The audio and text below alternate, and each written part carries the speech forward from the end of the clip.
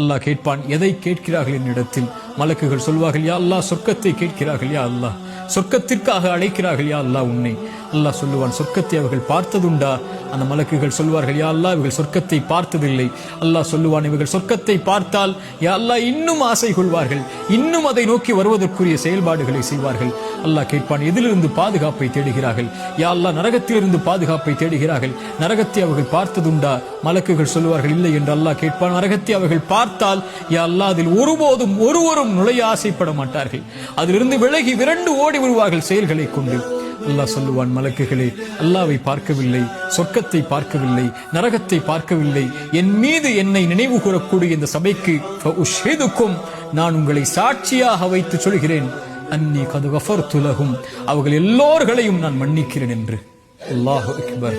திக்ருல்லாஹி அஸ்ஸ வஜல், அல்லாஹ்வை நினைவு கூறுதல் சதா நேரமும் ரமதானில், காலையிலும் மாலையிலும், வாகனத்திலும் அலுவலகத்திலும் எங்கிருந்தாலும் அல்லாஹு அக்பர், லா இலாஹ இல்லல்லாஹ், சுப்ஹானல்லாஹி பிஹம்தி, சுப்ஹானல்லாஹில் அஸீம், லா ஹவ்ல வலா குவத்த இல்லா பில்லாஹ். இது போன்ற மகத்துவமிக்க திக்ர்களை நாவுகளை கொண்டு நனையுங்கள். அது அல்லாஹ்விற்கு நன்றி செலுத்துவதற்குரிய காரியமாக அமையும்.